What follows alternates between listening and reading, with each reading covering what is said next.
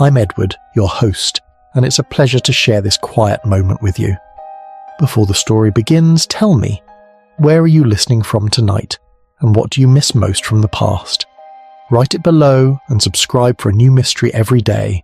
Now settle back and enjoy the story. Chapter 1. A letter found behind the mantle. The late April morning had brought with it that particular quality of light which seems to soften the edges of even the most ordinary English village. St. Mary Mead, on such a day, appeared almost as if it had been painted rather than built, its cottages and gardens arranged with the sort of pleasing irregularity that only time and habit can achieve. Miss Marple, pausing at her gate to consider whether the climbing rose required immediate attention, or could wait until after her visit to the vicarage, found herself distracted by the sight of Dr. Haydock's motor car, turning rather more quickly than usual into Rosebury Lane. It was not the speed itself that caught her attention, for Dr. Haydock was not by nature a cautious driver. It was rather the hour and the direction. Rosebury Lane contained only 3 cottages, each separated from the next by sufficient garden and hedgerow to suggest privacy without actual isolation. The doctor's destination could only be Rosebury Cottage, and Rosebury Cottage meant Martha Bell. Miss Marple set down her gardening scissors with the deliberate care of one who knows that certain interruptions, however unwelcome to routine, must be acknowledged. Martha Bell was not a close friend, but she was a fixture of village life in that quiet, dependable manner which is often taken for granted until suddenly it is not there at all. She was a woman of 68, practical in dress and manner, who had lived alone at Rosebury Cottage for more years than most could remember. Her garden was always tidy without being showy, her windows clean without being ostentatious, and her conversation pleasant without being intimate. She attended church regularly, contributed to village efforts when asked, and caused no one any difficulty whatsoever. It was, Miss Marple reflected as she returned indoors to fetch her hat, precisely the sort of life that conceals as much as it reveals. By the time she had walked the short distance to Rosebury Lane, a small assembly had already gathered near the cottage gate. Mrs. Lillian Fox, who kept the general shop and post office, stood with her arms folded in that particular attitude which suggested she had been there first, and intended her position to be acknowledged. She was a thin woman of perhaps 55, with sharp features and sharper eyes. The sort of person who remembered every transaction and expected others to do the same. Beside her, though maintaining a careful distance that spoke of long-established boundaries, stood Gerald Hewitt. He was a retired schoolmaster, soft-spoken and attentive in manner, with the slightly stooped shoulders of one who had spent decades bending over desks and books. His connection to Rosebury Lane went back many years, though the precise nature of that connection had never been openly discussed. He lived in the second cottage along the lane and had been by all accounts a considerate neighbour to Martha Bell. Dr. Haydock emerged from the cottage just as Miss Marple reached the gate. His expression conveyed what his words confirmed a moment later. "I'm afraid it was her heart," he said quietly. "Sometime in the night, I should think. Mrs. Dane found her this morning when she came to help with the weekly cleaning." Mrs. Dane, a stout woman with kind eyes and capable hands, appeared in the doorway looking pale but composed. She had been Martha Bell's charwoman for 15 years and knew the cottage as well as its owner had. She was in her chair by the window, Mrs. Dane said, her voice steady despite the shock, just as if she had sat down for a moment and never got up again. Peaceful, it was, very peaceful. Miss Marple murmured something appropriate about mercies, and the doctor nodded his agreement. There was a brief silence, the sort that follows any sudden death in a small community, when those present acknowledge the loss without quite knowing how to proceed. It was Mrs. Fox who broke it. "Her niece will need to be informed," she said crisply. "Eleanor Price, that is. Lives over in Much Benham. She's the only family Martha had left." "I've already telephoned," Dr. Haydock replied. "She should arrive within the hour." And Gerald Hewitt, who had remained silent throughout, cleared his throat gently. "If there's anything I can do," he began, and then seemed uncertain how to continue. Martha was a good neighbour, always very considerate. The word hung in the air with a weight that seemed disproportionate to its meaning. Miss Marple filed it away for later consideration. Eleanor Price arrived, as predicted, within the hour. She was a woman of 40 or thereabouts, dressed with careful efficiency in a dark coat and sensible shoes. Her resemblance to her late aunt was visible in the set of her jaw and the directness of her gaze, though where Martha Bell's manner had been retiring, Eleanor's was brisk. "I appreciate everyone's concern," she said, after the necessary condolences had been exchanged. "I'll make the arrangements, of course. The cottage will need to be cleared and put up for sale. There's no point in delay when these matters are straightforward." It was while Eleanor and Mrs. Dane were going through the cottage, making lists and decisions with the practical inevitability that follows death, that the discovery was made. Miss Marple had been invited in for a cup of tea, as much out of village courtesy as any real need for her presence. She sat in the small sitting room, observing the modest furnishings and the photographs on the mantelpiece, when Mrs. Dane gave a small exclamation. "Well, I never," she said, reaching behind the iron grate where the mantel met the wall. "There's something tucked back here." She withdrew a long envelope yellowed with age and sealed with red wax that had cracked but not broken. The handwriting on the front was careful and deliberate, the sort that had been taught in schools a generation ago when penmanship was considered a measure of character. The envelope was addressed simply, "To be opened only by Martha Bell or her lawful representative after her death." Eleanor took it with a frown. "I've never seen this before. How long has it been there?" Mrs. Dane shook her head. "I dust that mantel every week and I've never noticed it. But then it was tucked right back behind the tile. You'd never see it unless you were looking, or unless you pulled the mantel away from the wall." Gerald Hewitt, who had come in with an offer to help move furniture, went very still when he saw the envelope. His face, usually composed, showed something that might have been concern or might have been merely surprise. Mrs. Fox, who had somehow materialized in the doorway, leaned forward with unconcealed interest. "That's old writing," she observed. 20 years old, at least, maybe more, and sealed proper too. Someone wanted to make sure it stayed private. Eleanor turned the envelope over in her hands, clearly uncertain. "I suppose I should open it, as her representative, though it seems rather intrusive," Miss Marple suggested gently. "Perhaps. But if someone took the trouble to leave instructions, there may have been a reason. There was something in the room that had not been there before, a tension that seemed to emanate from the simple presence of that yellowed envelope." Miss Marple watched the faces around her with the keen attention she might give to an unfamiliar species of bird in her garden. Mrs. Fox's expression was almost hungry with curiosity. Gerald Hewitt had turned away slightly, as if the letter concerned him not at all, yet his shoulders remained rigid. Eleanor looked merely impatient, eager to discharge her duties and return to her own life. "I'll open it later," Eleanor decided finally. "After I've spoken to the solicitor and made the funeral arrangements. There's so much to be done, and this can wait." She placed the envelope on the sideboard with a finality that suggested the matter was closed. But Miss Marple, watching the small drama unfold, rather thought that matters involving hidden letters were rarely as simple as they first appeared. After all, if Martha Bell had wanted the letter destroyed, she had had ample opportunity to do so. And if she had wanted it found immediately, she would hardly have hidden it behind the mantel.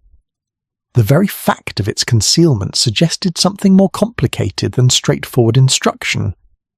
It suggested, Miss Marple reflected as she took her leave and walked slowly back through the spring sunshine, a secret that had been neither fully kept nor fully revealed. And in her experience such secrets had a way of making themselves known, whether the living wished it or not.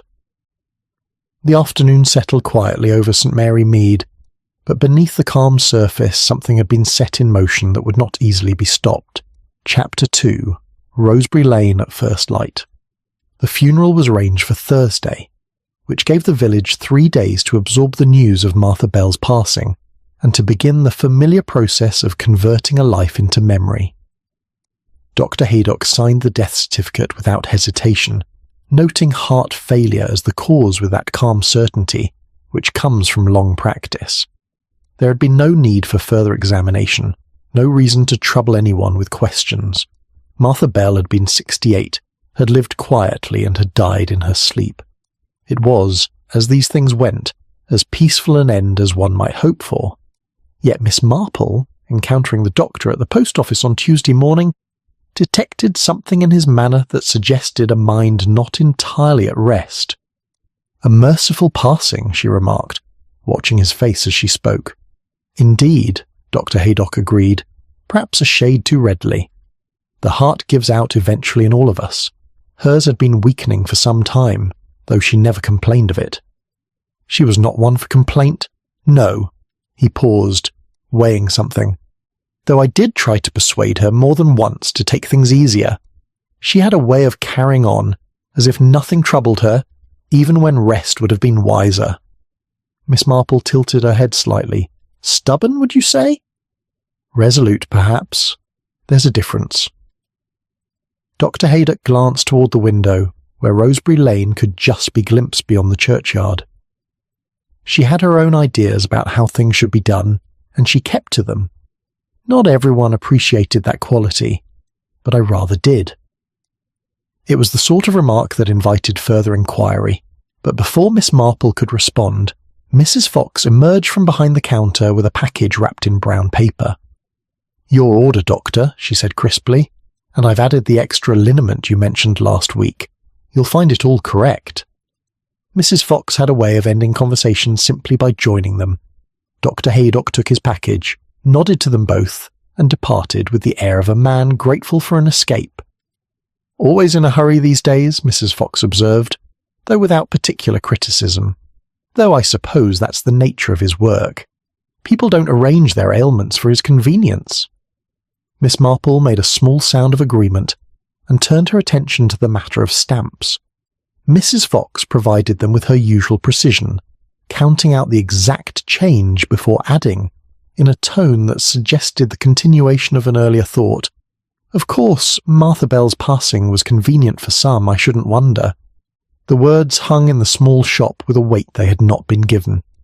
Miss Marple looked up, her expression one of polite inquiry. "Convenient, Mrs. Fox?" "Well," Mrs. Fox adjusted a stack of newspapers with unnecessary vigour. "I only mean that the timing settles certain matters, doesn't it? The cottage goes to her niece, who'll sell it quick enough. No complications, no delay. Some might say it's a mercy all round." And others might not say that. Mrs. Fox's smile was thin.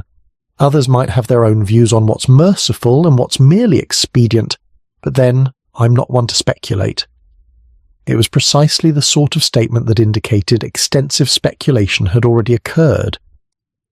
Miss Marple collected her stamps and departed, leaving Mrs. Fox to her newspapers and her thoughts.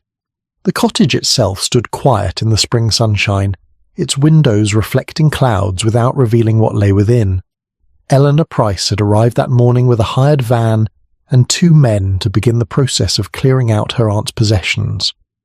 Miss Marple, walking past on her way to call on Lady Bantry, observed the operation with the mild interest of one who has seen many such clearances and knows what they reveal about both the deceased and the living. Eleanor stood in the front garden, directing the removal of furniture with brisk efficiency. She had changed from morning black into a practical grey dress and sturdy shoes, the better to manage the physical work ahead. When she caught sight of Miss Marple, she paused and came to the gate. "Miss Marple, good morning." "Good morning, Miss Price. I hope the work is not too distressing." Eleanor's expression suggested she found the work more tedious than distressing. "It's necessary, that's all. My aunt lived simply, thank goodness. There's not a great deal to sort through, and most of it can go to the church sale. I've kept a few personal items, of course, but the house itself must be empty by the weekend if we're to have it on the market promptly." "So soon? There's little point in waiting." Eleanor glanced back at the cottage, her face unreadable. "I have my own household to manage, and the longer this drags on, the more complicated it becomes. Better to make a clean break." "And the letter?" Miss Marple asked gently. "The one Mrs. Dane found behind the mantel? Have you had a chance to examine it?" Something flickered in Eleanor's eyes, gone almost before it could be identified. "I opened it yesterday evening at the hotel. It was not what I expected." She did not elaborate, and Miss Marple did not press. There was a quality to Eleanor's silence that suggested discomfort rather than secrecy, as if the letter's contents had been both surprising and somehow disappointing. "I see," Miss Marple said, though she did not see at all. "I hope it contained nothing that troubled you." "It troubled me only in being rather pointless." Eleanor's voice carried a faint edge of irritation. "A letter from years ago making reference to an arrangement that no longer matters. Ancient history, and not particularly interesting history at that. I've brought it to show the solicitor simply to ensure there are no legal complications, but I can't imagine there will be." "Then the funeral arrangements proceed as planned?" "Yes. Thursday at 2 o'clock, as I said. A simple service, nothing elaborate. My aunt would not have wanted a fuss." Eleanor returned to her work, leaving Miss Marple to continue her walk. But as she passed along Rosebury Lane, she noticed Gerald Hewitt standing at his own gate, watching the cottage with an expression of such stillness that it suggested considerable effort to maintain. He noticed her and attempted a smile. "A sad business," he said quietly. "Indeed. Though Dr. Haydock assures us she did not suffer." No, I'm sure she did not." Gerald's hands rested on the gate, his fingers tracing the worn wood as if seeking something familiar. "She was very self-contained, Martha. Not one to burden others with her difficulties." "Did she have many difficulties?" The question seemed to catch him unprepared. "We all have difficulties, Miss Marple. Some of us simply choose to bear them privately." "That is very true." Miss Marple paused, watching a blackbird settle on the hedge between the two cottages. "And yet privacy, while admirable, can sometimes become a kind of prison, can it not? When we guard our troubles so carefully that we allow no one to help." Gerald looked at her then, really looked, and something in his expression shifted. "Martha made her choices a long time ago," he said slowly, "and having made them, she lived by them. There's a kind of courage in that, I think. Not the dramatic sort, but the quiet courage of consistency. Even when those choices might have been changed, especially then." His voice was firm now, as if he had settled something in his own mind. To alter course after so many years would have been to suggest that the entire journey had been mistaken. Martha was not prepared to admit that. I don't believe she ever would have been. He nodded to her then and returned to his cottage, leaving Miss Marple alone in the lane with her thoughts and the spring bird song. That evening, taking tea with Lady Bantry at Gossington Hall, Miss Marple recounted the day's observations with the careful precision of one assembling evidence. "It strikes me as odd, Dolly," she said, accepting a second cup, "that everyone speaks of Martha Bell's choices and Martha Bell's privacy, yet no one will quite say what it was she chose or what she kept private. It's as if the entire village has agreed to speak around the matter rather than about it." Lady Bantry, who had known Miss Marple long enough to recognise the tone, set down her cup with interest. "You think there's something more than a simple heart failure and an unopened letter?" "I think," Miss Marple said carefully, "that when a death is described as convenient, when a letter from the past is dismissed as pointless, and when a neighbour speaks of courage and consistency, rather than affection and loss, there is generally more beneath the surface than anyone wishes to acknowledge. Haste, in my experience, often arrives precisely when time has been too carefully avoided." "Then you believe the letter matters?" "I believe," Miss Marple replied, "that someone very much hopes it does not." The light faded gently over St. Mary Mead, and Rosebury Cottage stood silent as the last of its contents were carried away into the spring evening. Chapter 3. The Visitor Who Did Not Enter. The funeral took place on Thursday afternoon under a sky that could not quite decide between sun and cloud.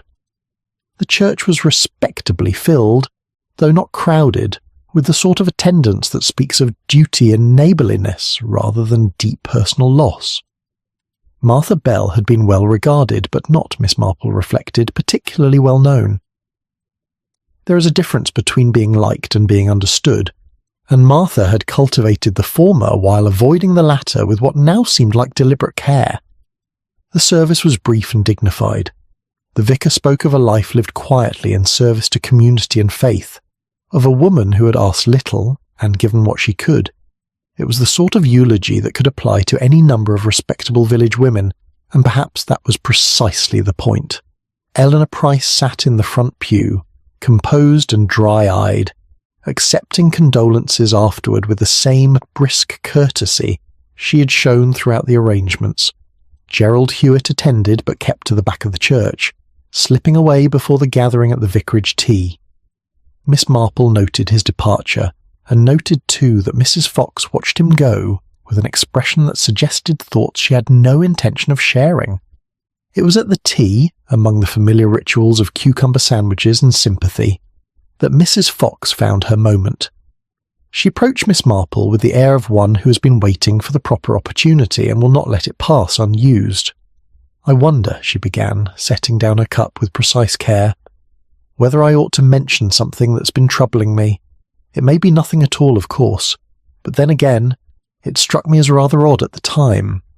Miss Marple gave her full attention, recognising the particular tone that precedes revelation. "If something troubles you, Mrs. Fox, it's generally worth examining." "Well?" Mrs. Fox lowered her voice slightly, though not so much that nearby listeners would feel excluded. "It was Monday evening, you see, 2 days before Martha was found. I happened to be closing up the shop rather later than usual, sorting through the new inventory, when I noticed a woman walking up Rosebury Lane." "A stranger to the village?" "I couldn't say for certain. She had her back to me, and the light was fading, but she carried herself like someone who knew where she was going, if you take my meaning. Not lost or uncertain, but purposeful. She went directly to Martha's cottage." Miss Marple waited, knowing that Mrs. Fox would continue in her own time and her own way. "I thought little of it at first," Mrs. Fox continued. "People do call on one another after all. But then I happened to notice, perhaps 10 minutes later when I was locking the shop door, that the woman was leaving again. And she was walking quickly, Miss Marple. Not hurrying exactly, but moving with the kind of speed that suggests things did not go as planned." "Did she speak to Martha, do you know?" "That's just it. I couldn't help wondering, so I mentioned it to Martha the next morning when she came in for her newspaper. Quite casually, you understand. I simply remarked that I'd seen someone calling on her the previous evening and hoped it hadn't been an inconvenient time." Mrs. Fox paused, and Miss Marple recognised the pause as significant. "What did she say?" "She went very still, not startled exactly, but very controlled. Then she said, quite calmly, that it had been someone asking after a person who didn't live there. A mistake, she called it. Someone looking for a Mrs. Bell, but meaning a different Mrs. Bell entirely." "And you didn't believe her?" It was not a question, and Mrs. Fox acknowledged it with a slight tightening of her lips. "I believed that she wanted me to accept that explanation. But Martha was never called Mrs. Bell, Miss Marple. She was always Miss Bell.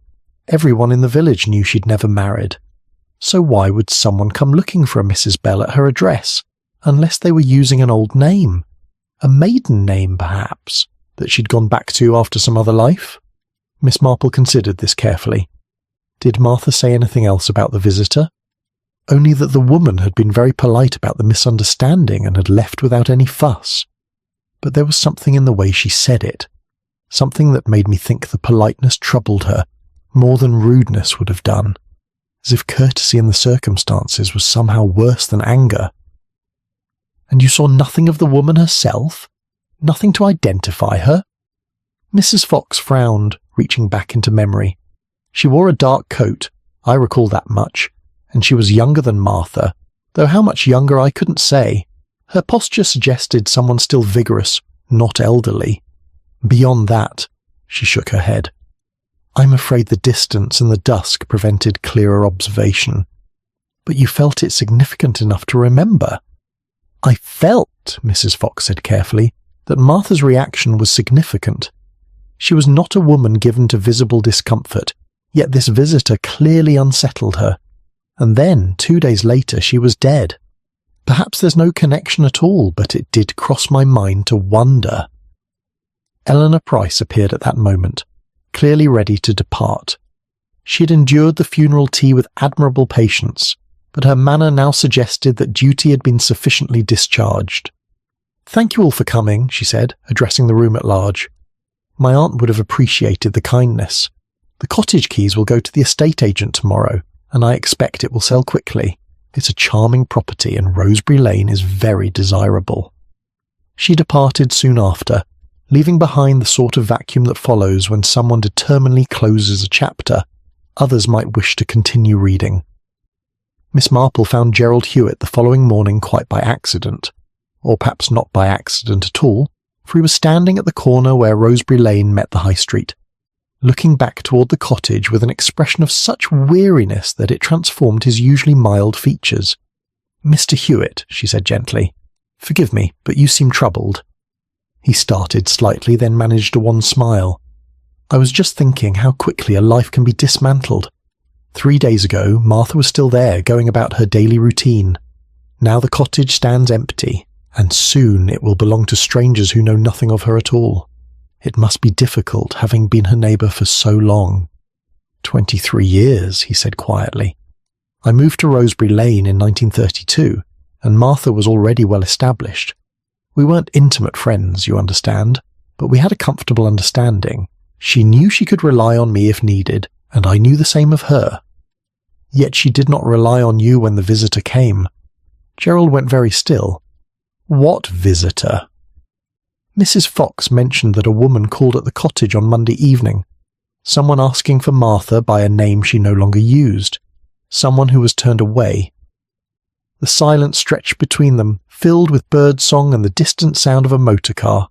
Finally Gerald spoke, and his voice carried a sadness that seemed to come from some deep, carefully guarded place. "If Martha turned someone away," he said slowly, "she had her reasons. She was not a cruel woman, Miss Marple.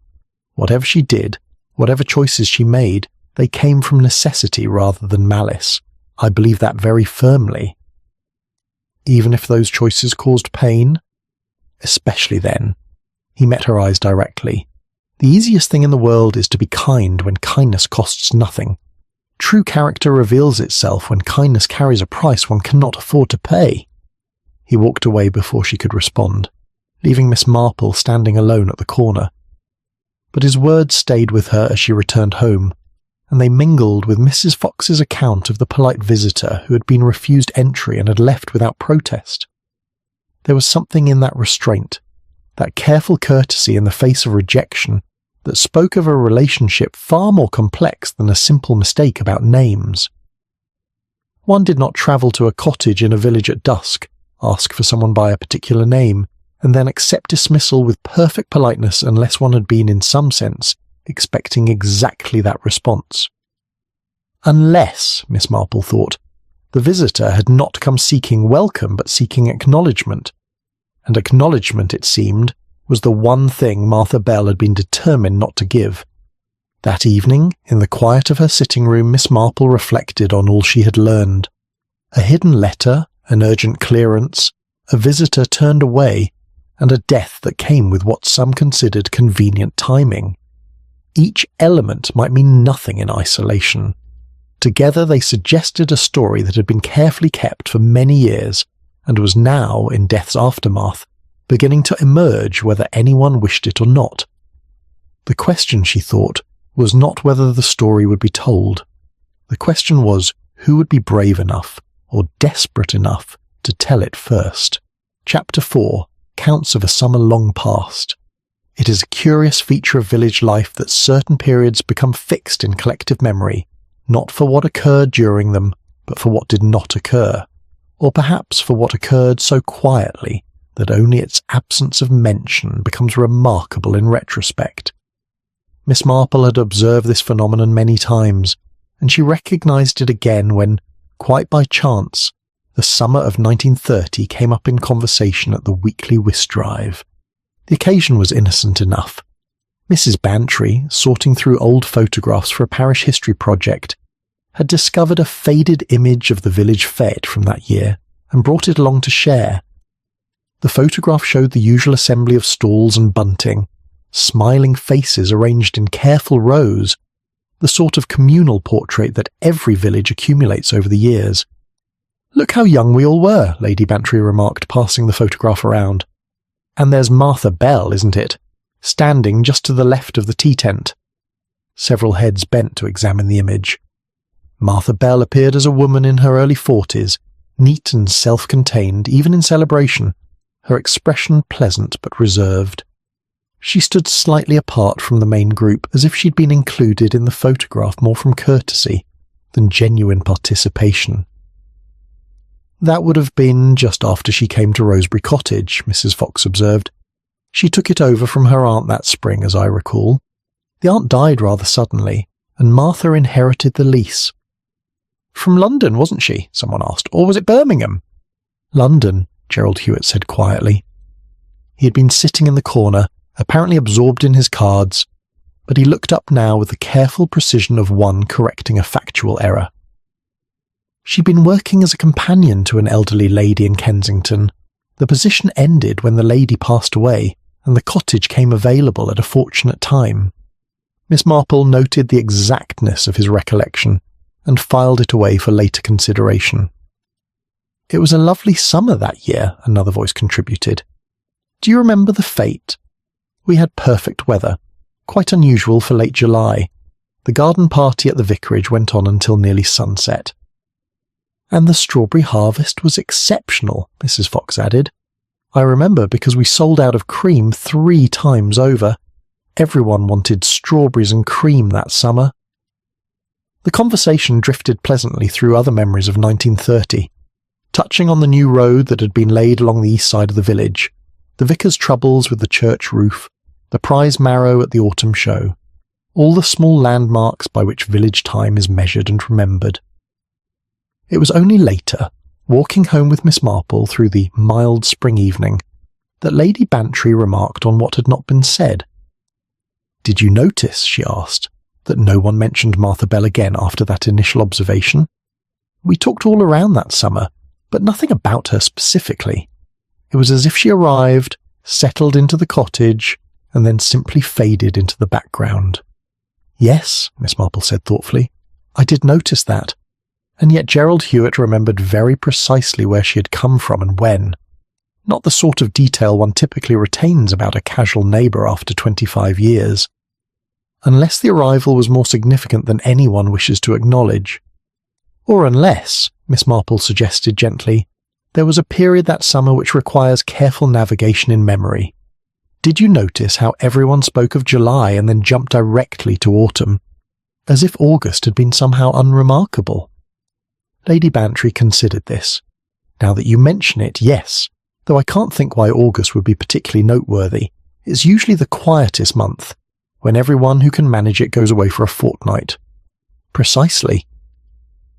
They parted at Gossington Hall's gates, and Miss Marple continued homeward, her mind working through the patterns of conversation like a careful knitter examining dropped stitches. The summer of 1930 had been mentioned with apparent freedom, yet the very ease of those recollections suggested they had been smoothed by repetition, polished by years of telling until they showed only what was meant to be seen. The following afternoon, Miss Marple found herself taking tea with Dr. Haydock's sister, who had lived in the village far longer than the doctor himself, and who possessed that particular combination of sharp observation and diplomatic silence that makes for either excellent friendship or dangerous enmity. I've been thinking about Martha Bell, Miss Marple ventured after the usual pleasantries had been observed. It occurred to me that she must have arrived in the village at rather an unsettled time in her life. 42 years old, her employer deceased, no immediate family except an elderly aunt. It must have been difficult. Miss Haydock poured more tea with steady hands. I remember her arrival, though I can't say I knew her well even then. She kept very much to herself, particularly in those first months. One had the impression that she valued privacy rather highly. Did she have visitors in those early days?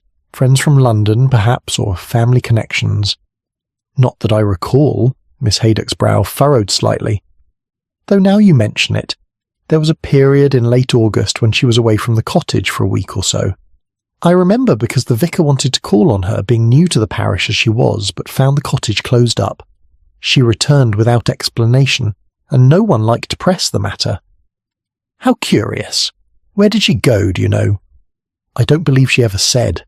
And you know how it is in a village, Miss Marple. One can ask a question once, perhaps twice, if delicately phrased. But if the answer is consistently deflected, well, One learns to respect the boundary or risk giving offence. Miss Marple nodded slowly. And was she different when she returned? Changed in any way? Miss Haydock considered the question with the care it deserved. Quieter, perhaps, more settled in her manner, as if something had been decided. But that might simply have been the natural effect of adjusting to a new life. We all find our equilibrium eventually.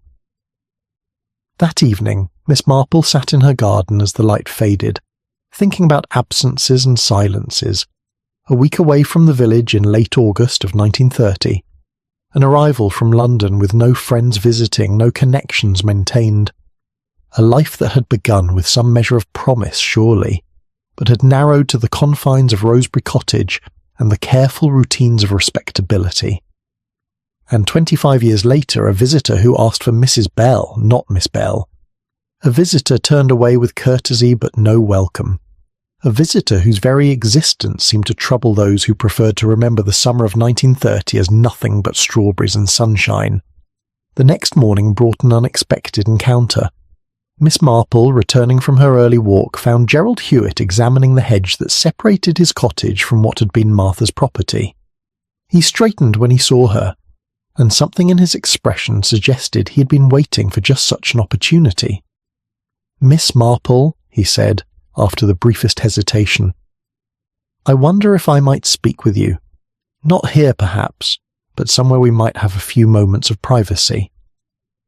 They walked to the bench beneath the old oak at the far end of the lane, where the path curved away toward the fields, and the village proper could not be easily seen. "I've been debating whether to say anything at all," Gerald began, his hands clasped tightly in his lap. "It's not my story to tell, you understand. But with Martha gone, and with Eleanor so determined to close everything quickly, I find myself wondering whether silence now serves any useful purpose." Miss Marple waited, knowing that some confessions come easier when the listener does not press. "That summer," Gerald continued slowly, "the summer Martha arrived. I was new to the village myself, having taken up the position at the school only that previous spring. I noticed her immediately, of course. She was handsome then, in a quiet way, and there was something about her that suggested dignity despite difficult circumstances." He paused, choosing his words with visible care.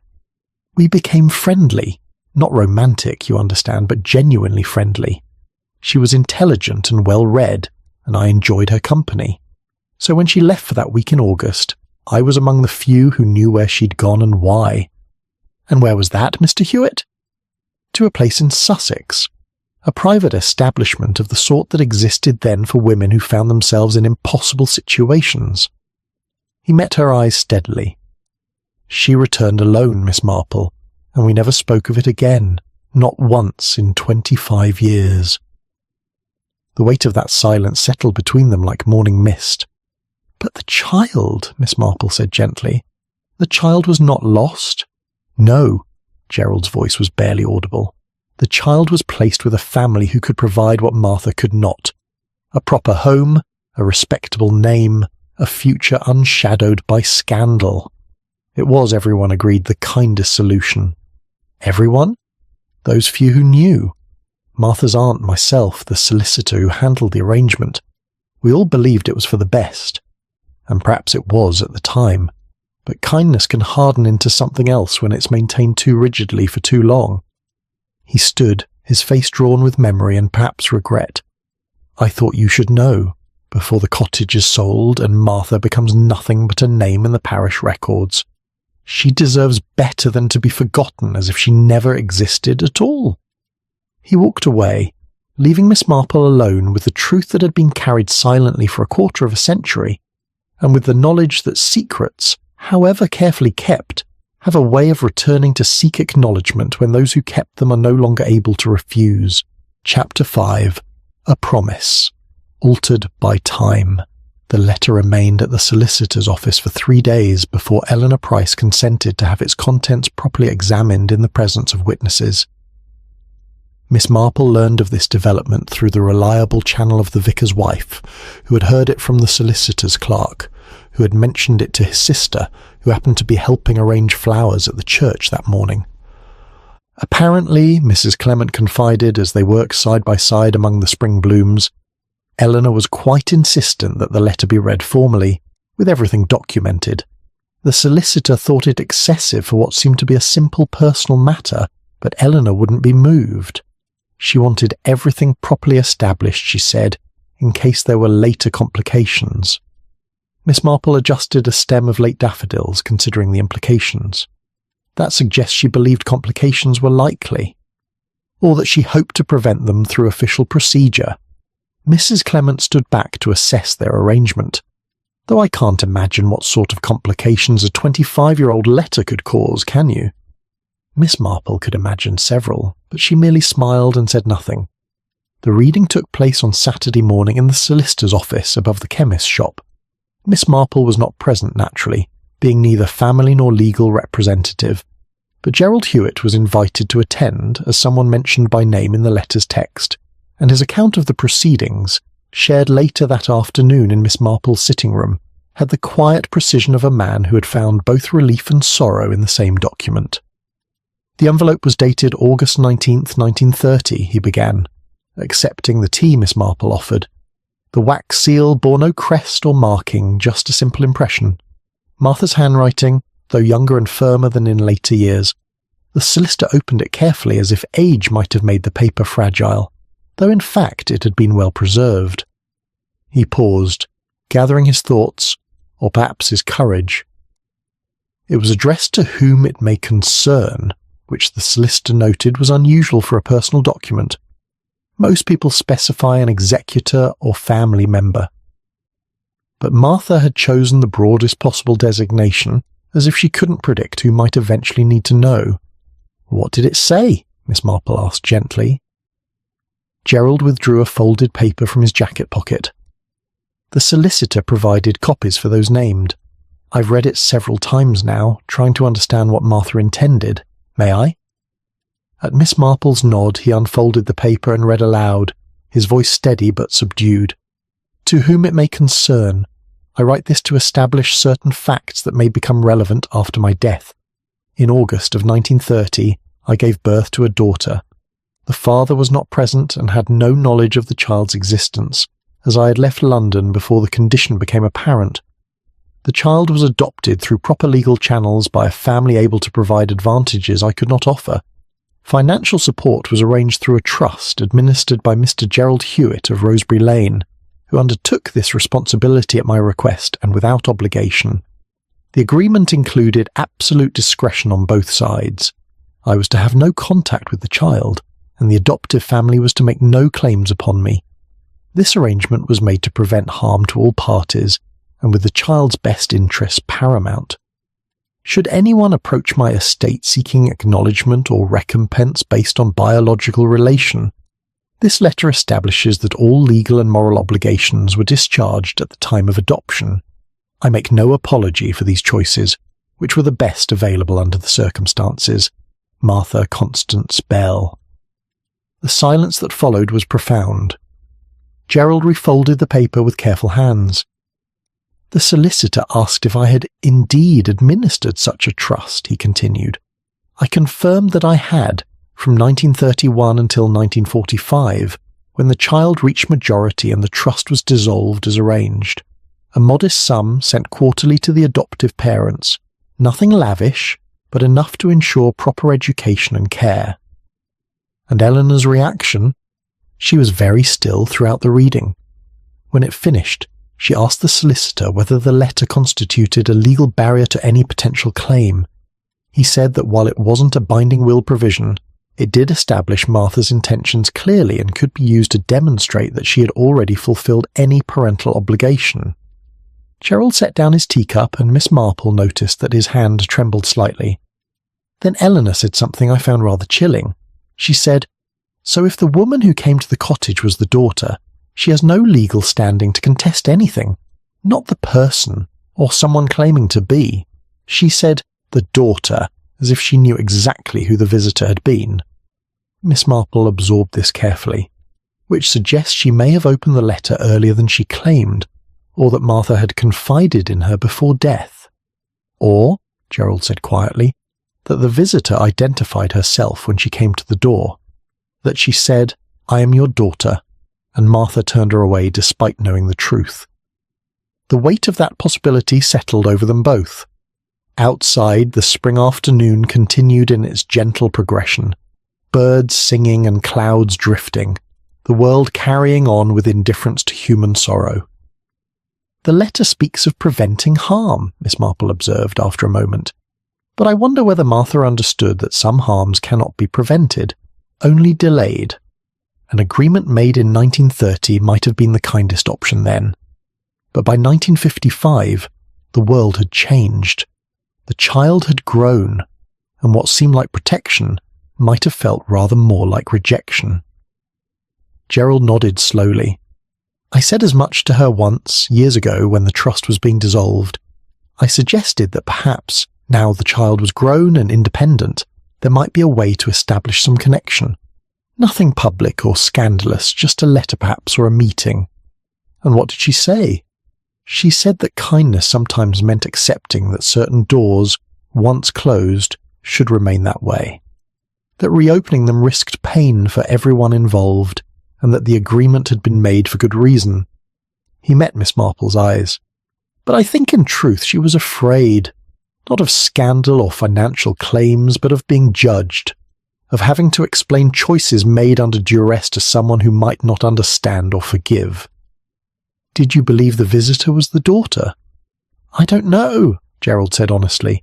"Mrs. Fox saw someone from a distance. Martha claimed it was a mistaken identity. But yes, in my heart, I believe it was. And I believe Martha knew it too, which is why she died with that knowledge and no resolution.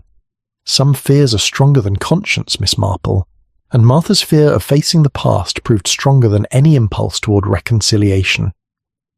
He departed soon after, leaving Miss Marple alone with the copy of the letter and her own reflections. The document was clear in its facts and firm in its conclusions, but what it could not convey was the human cost of such certainty.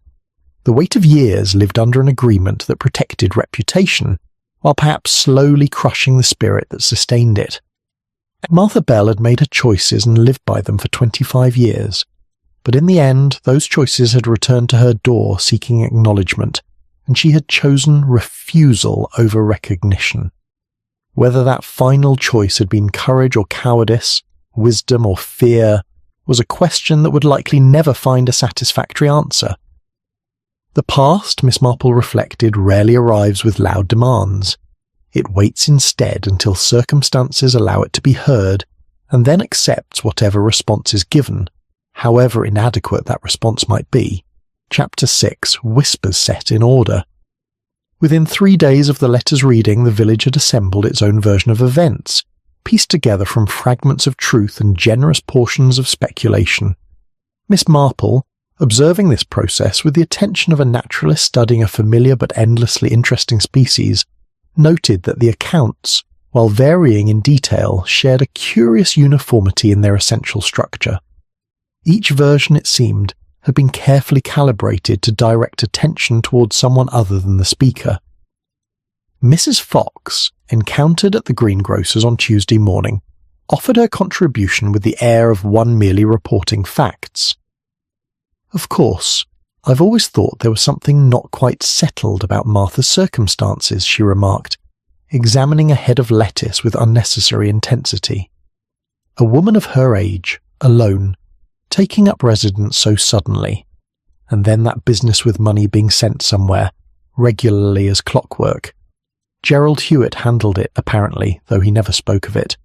Makes one wonder what obligation would bind a man to such discretion for so many years." The implication hung delicately in the air, suggesting without stating that Gerald's involvement might have been less administrative than personal. Yet when Miss Marple encountered Gerald himself that same afternoon, his account painted an entirely different picture, one that directed scrutiny toward Eleanor Price. "I only mention this because it seems relevant now," he said, as they both happened to be visiting the lending library. "But Eleanor came to see Martha last autumn, quite unexpectedly. I noticed because Eleanor rarely visited, perhaps once a year at most. This time she stayed for nearly 2 hours, and when she left, Martha seemed rather distressed. I asked if all was well, and she said only that family matters were sometimes more complicated than one anticipated. He paused, returning a volume to its proper shelf with deliberate care. I wondered at the time whether Eleanor might have been in financial difficulties. She's comfortable enough, but her husband's business has had troubles, I understand, and Martha, for all her modest circumstances, had saved rather carefully over the years. The cottage may not be grand, but it's valuable property, especially to someone who might need ready assets. Miss Marple thanked him for the loan of a detective novel she had not actually requested and departed, adding his version to the growing collection of careful redirections. Even Eleanor herself, when Miss Marple called at the hotel where she was staying until the cottage sale was finalised, contributed to the pattern. "I hope people won't make too much of this unfortunate business," Eleanor said, pouring tea with the mechanical precision of one performing a duty rather than offering hospitality. "My aunt had a difficult period in her youth, as many women did.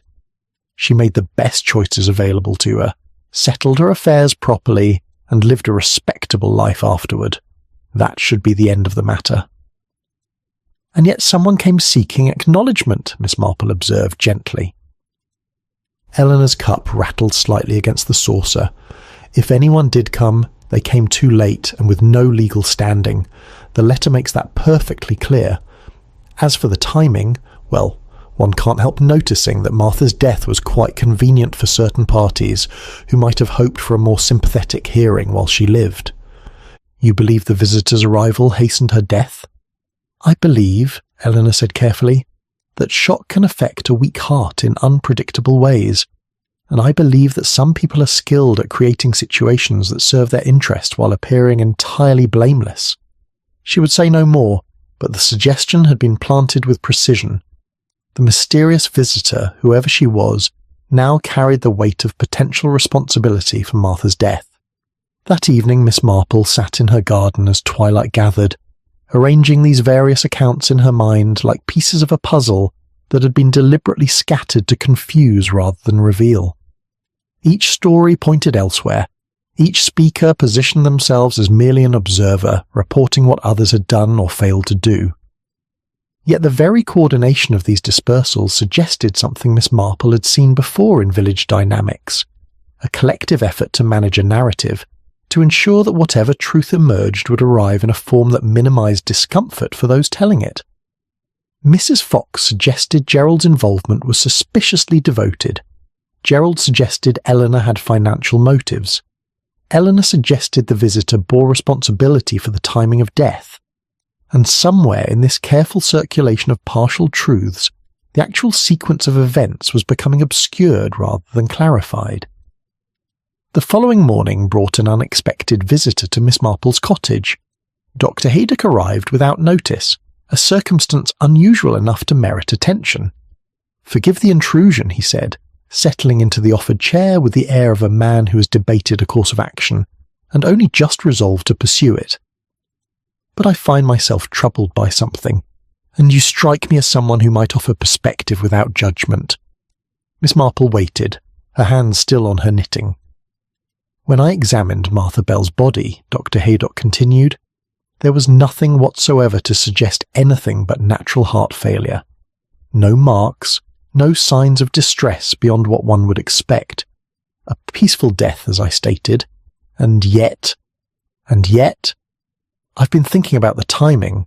A visitor arrives Monday evening and is turned away. By Wednesday morning, Martha is dead. Heart failure at 68 is hardly remarkable, but the coincidence troubles me. Should I have looked more carefully? Should I have questioned more thoroughly?" "What would you have been looking for?" Dr. Haydock's expression was troubled. "I don't know, and that's what concerns me. If someone wished Martha ill, if the visitor's arrival precipitated some crisis, would there be signs I might have missed? Or am I allowing village speculation to cloud my medical judgment?" Miss Marple set down her knitting and regarded him thoughtfully. "Dr. Haydock, in your professional opinion, could emotional shock alone cause fatal heart failure in someone with Martha's condition?" "It could," he admitted. "Strong emotion, particularly distress or fear, can absolutely trigger cardiac events in someone with existing weakness. But that doesn't constitute responsibility in any legal sense. One cannot charge someone with murder for causing upset. No, Miss Marple agreed quietly, though one might consider it a form of harm nonetheless. After the doctor departed, Miss Marple returned to her consideration of the accumulated accounts. What struck her most forcefully was not what each person had said, but the underlying assumption they all shared, that Martha's death, however it had occurred, had been in some sense fortunate, convenient for Eleanor, who could settle the estate without complication, relieving for Gerald, who no longer needed to maintain his discretion, simplifying for Mrs. Fox, who could speculate without the inconvenience of Martha's living presence to contradict her. Only the absent visitor, the woman who had come seeking acknowledgement and been refused, had no voice in this chorus of careful explanations. Her perspective remained unheard, her motives interpreted by those who had never spoken to her. And that silence, Miss Marple reflected, was perhaps the most telling element of all. For in a village where every voice hastened to explain and redirect, the one person who might have clarified everything was being systematically erased from the narrative, reduced to a convenient shadow upon which others could project whatever meaning suited their purposes. The truth, when it finally emerged, would need to account not just for what had happened, but for why so many people had found it necessary to ensure the story was told in this particular way, with each participant carefully positioned at a distance from actual responsibility. Someone, Miss Marple thought, was very much afraid of what the truth might reveal, and fear, in her long experience, was rarely motivated by events themselves, but by what those events might expose about the fearful. Chapter 7. The Reason Certain Doors Stayed Shut. It was the matter of the garden gate that first drew Miss Marple's attention to the deeper pattern. She had been walking past Rosebury Cottage on Friday morning, noting with mild interest that the estate agent's board had already been erected, when she observed that the gate between Gerald Hewitt's cottage and Martha's property hung slightly ajar, as if it had been used recently despite the cottage standing empty. The gate itself was unremarkable, one of those practical arrangements between neighbouring properties that allow for convenient passage without the formality of front doors and public lanes. What made it notable was its condition. The hinges were well oiled, the latch smooth despite evident age. Someone had maintained it with care over many years. Gerald emerged from his own cottage as Miss Marple stood contemplating this small detail. "That gate has been there since before I arrived," he said, following her gaze. "Martha's aunt installed it when the previous occupant of my cottage was elderly, and needed help with her garden. It seemed pointless to remove it when I took up residence, and Martha never suggested it. We found it useful for small exchanges, a cup of sugar, the loan of a book, that sort of thing. But nothing more intimate." Gerald's expression grew thoughtful. "We maintained proper boundaries, Miss Marple. That was always understood. I was her neighbour, and, after that summer, her trustee in a specific matter. But we were never companions in the deeper sense. She wouldn't permit it. Wouldn't or couldn't? Both, perhaps." He opened the gate and gestured toward Martha's garden, now beginning to show signs of neglect. "May I show you something? It may help you understand what I've been struggling to articulate." They walked through to the small patch of earth behind the cottage, where spring flowers bloomed in tidy rows.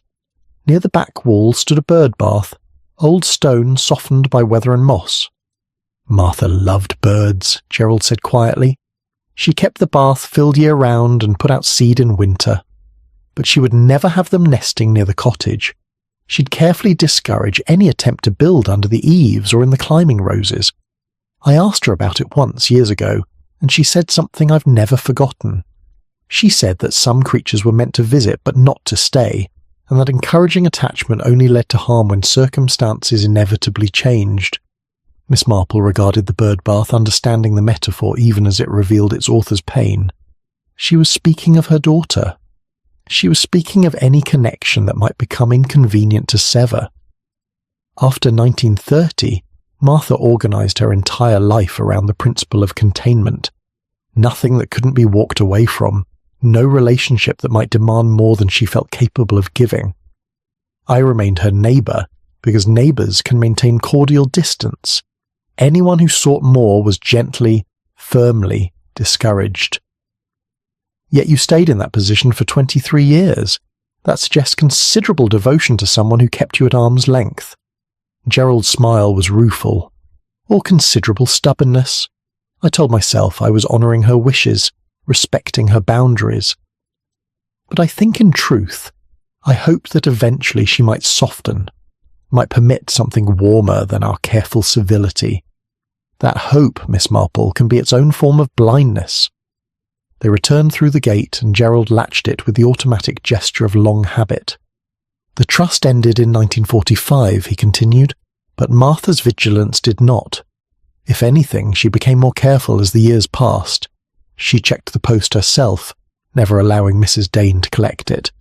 She went to London only twice that I know of, both times hurriedly arranged and briefly conducted, and she never in all those years spoke the child's name, not even to confirm she remembered having one, because remembering would make the loss real, because remembering would make the choice real, and Martha could not afford to question that choice. It was the foundation upon which she'd built everything else. Miss Marple walked home slowly, turning Gerald's revelations over in her mind. His attentiveness to Martha, his maintenance of that convenient gait, his willingness to remain in a position of useful proximity without expectation of reciprocation, all of it traced back to the same summer when Martha had made her decision and enlisted his help to maintain it. But Gerald was not the only one whose behaviour bore the mark of that original choice. Mrs. Fox, Miss Marple recalled, had mentioned refusing to discuss certain matters with visitors over the years. "People come asking questions sometimes," she had said at the funeral tea, "thinking shopkeepers know everyone's business, but I've never been one to gossip about what's not my concern." The phrasing had seemed merely prudent at the time. Now it took on different significance. How many times over 25 years had someone come asking about Martha Bell? And how many times had Mrs. Fox, with her precise memory and careful discretion, turned them away without information? It would have required coordination, Miss Marple realised. Martha could control her own door, her own correspondence, but she could not control every avenue by which the past might approach. She would have needed allies, however passive, in maintaining the walls she'd constructed.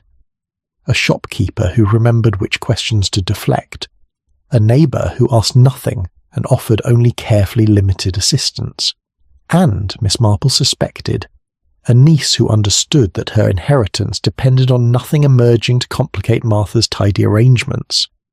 Eleanor's efficiency in closing the cottage, her insistence on formal documentation of the letter, her quick dismissal of any claim the visitor might make, all of it suggested someone who had known the truth for some time and had already decided how to manage its revelation.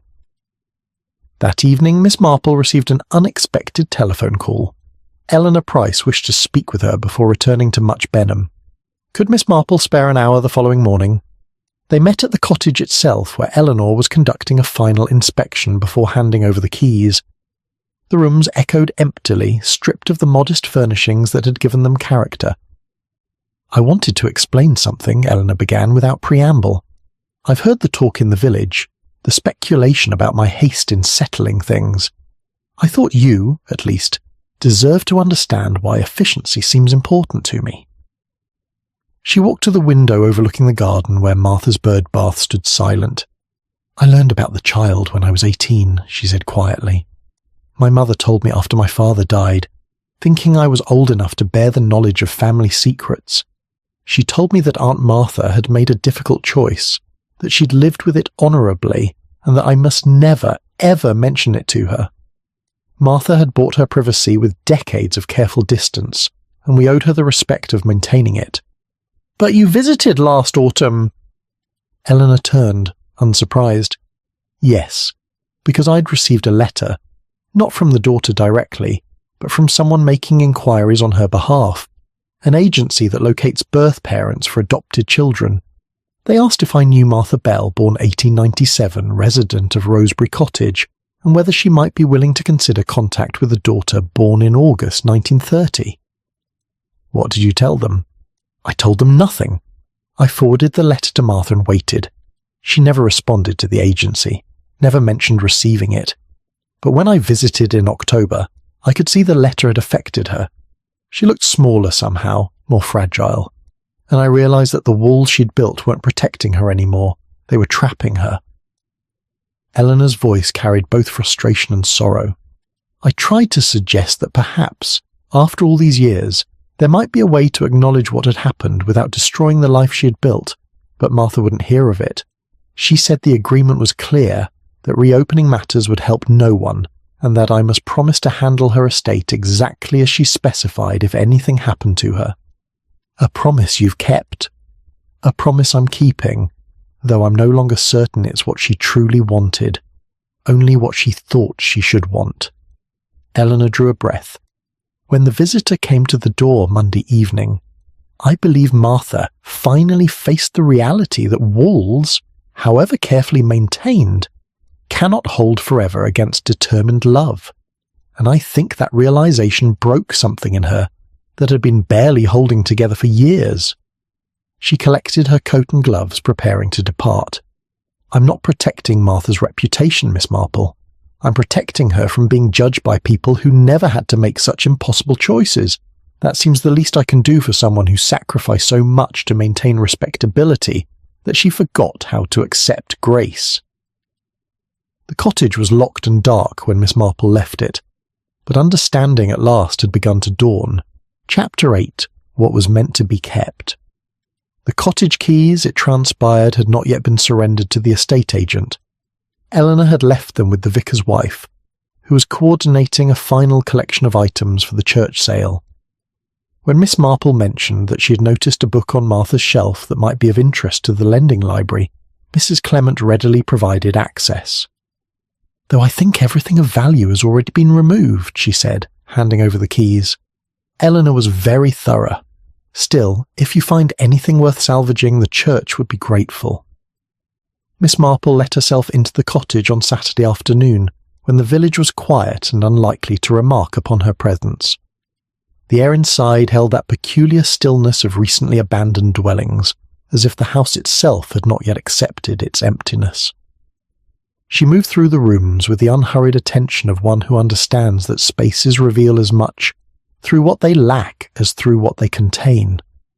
The sitting room had been stripped of its modest furniture, but the indentations in the carpet showed where the chair had stood by the window, where Martha had sat that last night looking out at her tidy garden and her carefully maintained solitude.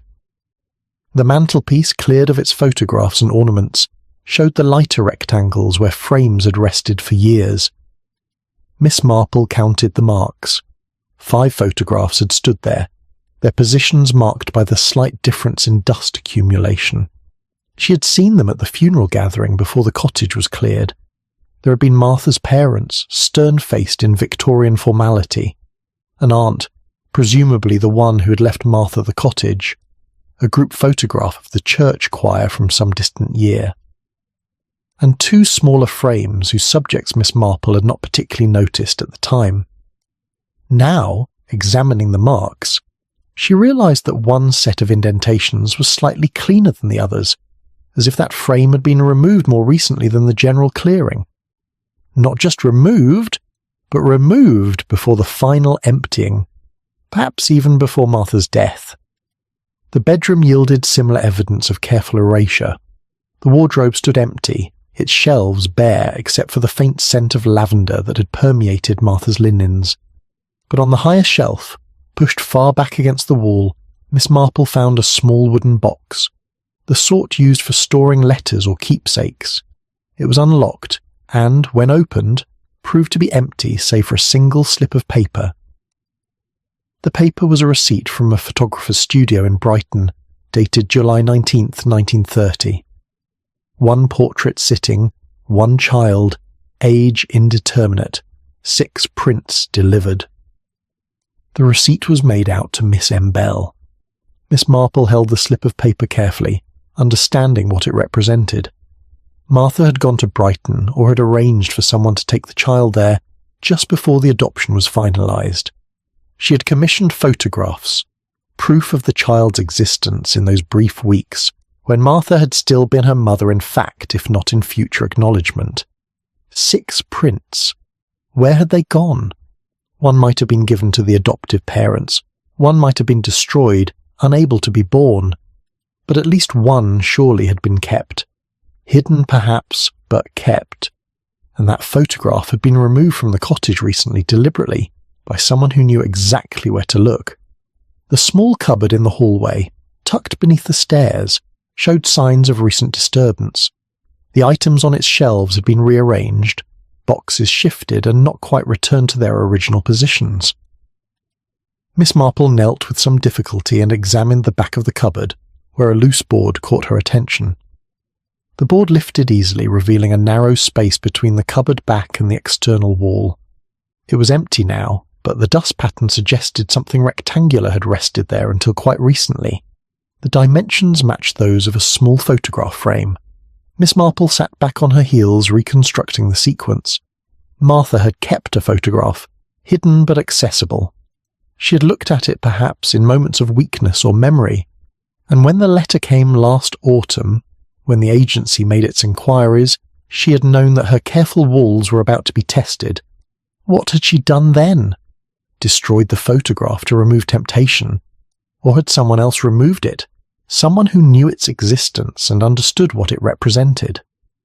The sitting room's small writing desk, though emptied of papers, retained in its blotter the faint impressions of recent writing. Miss Marple angled the blotter toward the window light and made out fragments of words, cannot undo, and meant for the best, and what looked like forgive. A letter begun but not completed, or perhaps completed and then destroyed, the blotter preserving only the ghost of intention. She was rising from the desk when she heard footsteps on the path outside. Gerald Hewitt appeared at the door, looking unsurprised to find her there. "Mrs. Clement mentioned you'd borrowed the keys," he said quietly. "I thought you might appreciate some context for what you're discovering. You knew about the photograph." "I knew Martha had kept something. She never showed it to me, but once, years ago, I saw her returning from the cupboard with an expression that suggested she'd been communing with memory rather than searching for household items." He entered the cottage, moving to the window where Martha's chair had stood. "After the letter came last autumn," he continued, "I noticed she had changed. More withdrawn, if that were possible. She stopped tending the garden with her usual care. Small things went unattended that she would normally have addressed immediately. I asked if she was unwell, and she said only that she was tired, that she had been tired for a very long time." "Did she mention the photograph?" "Not directly, but in December she asked me a strange question. She asked whether I thought it was possible to love someone you'd never really known, or whether love required actual knowledge of the beloved. I said I thought love could exist in many forms, some based on presence and some on potential. She seemed dissatisfied with that answer." Gerald turned from the window, his face drawn with remembered concern. "A week later I noticed the photograph was gone from the mantelpiece. The small frame I'd glimpsed occasionally but never examined closely. When I asked about it, she said she'd given it to the church sale, that she was simplifying her possessions. But there was something in her voice that made me doubt her." "You think she destroyed it?" "I think she tried to destroy what it represented, the evidence of connection, of continued care despite the agreement, the proof that she had never truly succeeded in severing the bond, only in hiding it." He paused, struggling with emotion. "And I think when the visitor came to the door Monday evening, when the daughter stood there in person asking to be acknowledged, Martha finally understood that all her years of careful denial had accomplished nothing except to compound the original loss with decades of loneliness." Miss Marple moved to stand beside him at the window, looking out at the bird bath where no birds currently gathered. "The photograph," she said gently, "was not destroyed. Someone removed it before the cottage was cleared. Someone who knew where it was hidden and wanted to preserve it." Gerald's expression shifted from sorrow to something approaching hope. Eleanor? Possibly. Or perhaps the visitor herself if she gained entry at some point. The board beneath the cupboard was loose, the hiding place accessible to anyone who knew to look, and a daughter searching for traces of her mother might well have looked very thoroughly indeed. They stood in silence for a moment, the empty cottage bearing witness to secrets kept and secrets lost, to the weight of choices made in fear and the cost of maintaining them long past the point where they served any useful purpose. What Martha meant to be kept, Miss Marple said finally, was not the photograph itself, but the illusion that she had successfully renounced her maternal claim. The photograph's existence proved that renunciation had been incomplete, that some part of her had refused to let go entirely, and when faced with that evidence, she could not reconcile the life she'd built with the truth of what she'd actually felt all along. Gerald nodded slowly, and that contradiction broke her. Or freed her, Miss Marple suggested quietly. Sometimes the heart fails not from weakness, but from finally permitting itself to feel what it had long suppressed. Not all endings are tragedies, Mr. Hewitt, even when they arrive in sorrow.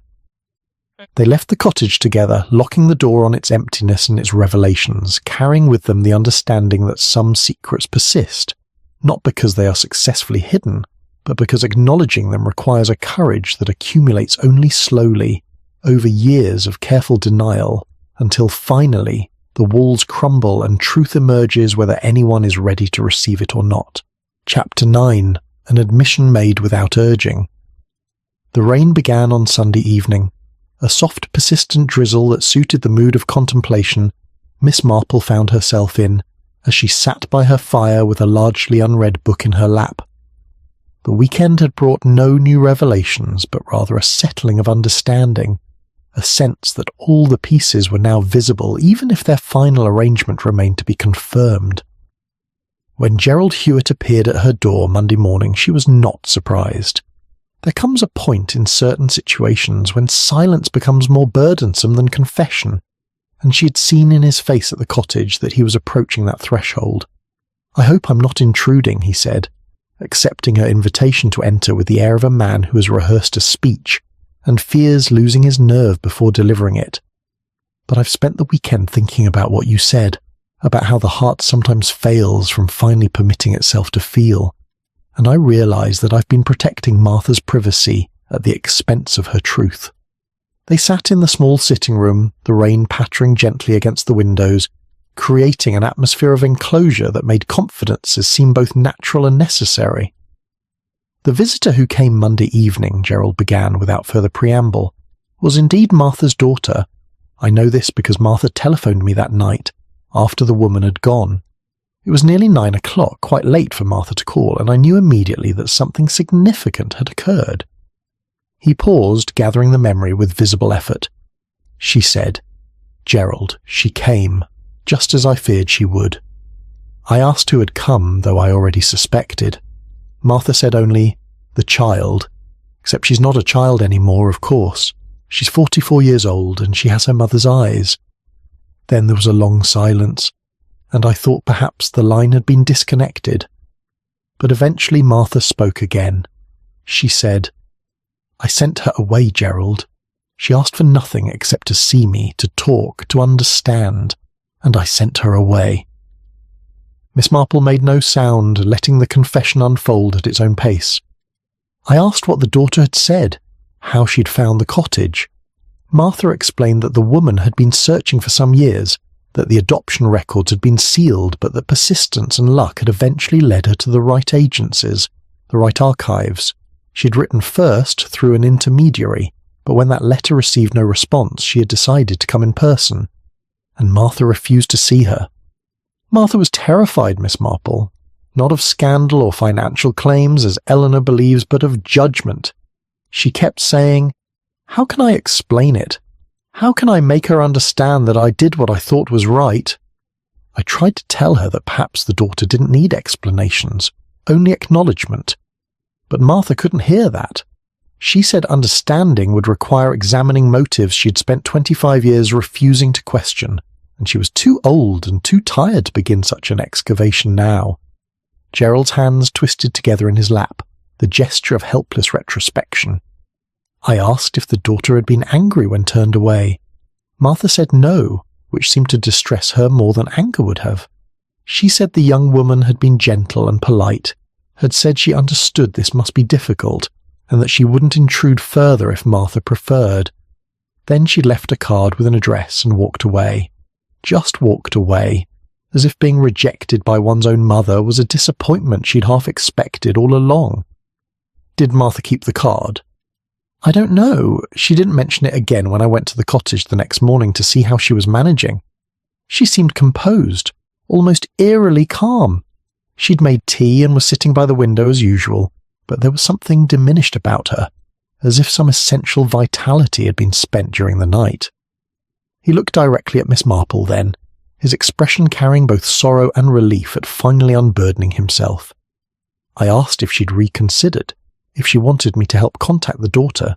Martha said, "There's nothing to reconsider.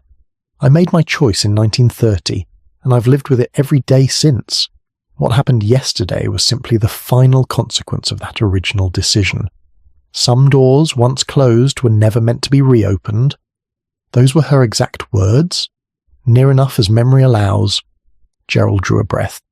I tried to argue, to suggest that perhaps she was being too rigid, too bound by an agreement that no longer served anyone's interests. But Martha just smiled in that sad way she had and said, "You've been very kind, Gerald, standing by me all these years.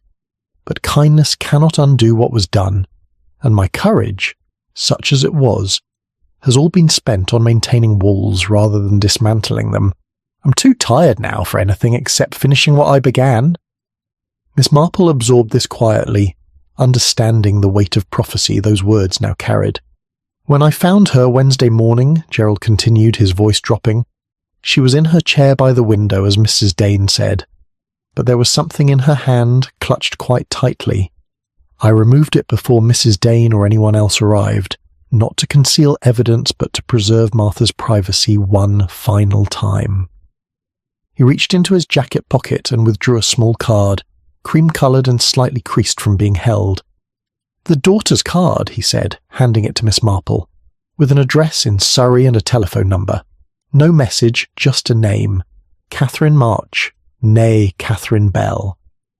The child had taken back Martha's surname when she learned the truth of her parentage.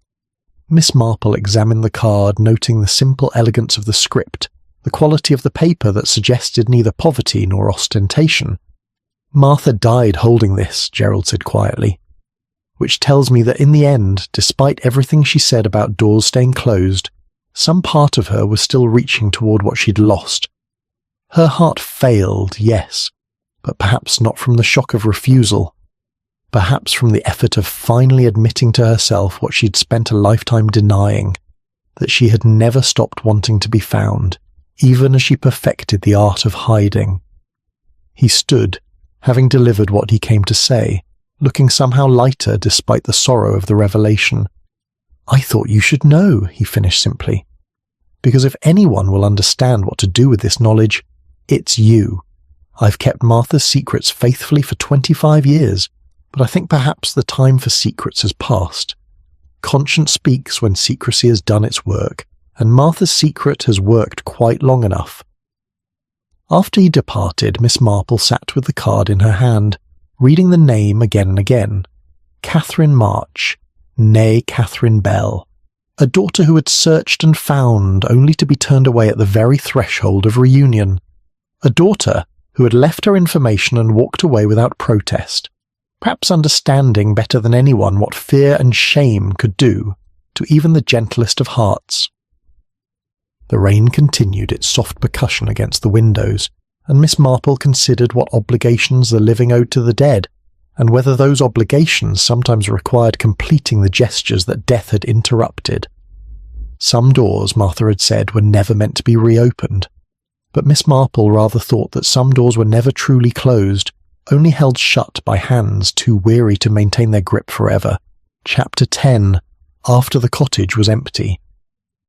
The resolution, when it came, was neither dramatic nor particularly visible to the village at large. There were no confrontations, no public revelations, no satisfying gathering.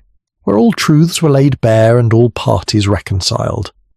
Life in St Mary Mead simply continued as it always did, absorbing the small scandal of Martha Bell's hidden past into the larger tapestry of village memory, where it would be recalled occasionally, discussed less frequently, and eventually fade into the comfortable blur of old stories imperfectly remembered. But certain quiet adjustments were made, noticed only by those who knew to look for them. Eleanor Price returned to the village on Thursday, a week after Gerald's confession to Miss Marple. She came not to the cottage, which had by then been sold to a young couple from London seeking rural retreat, but to the solicitor's office, where she spent 2 hours reviewing documents and making amendments to matters she had previously considered settled. Miss Marple learned of this through the solicitor's clerk, who mentioned it while collecting signatures for a parish matter.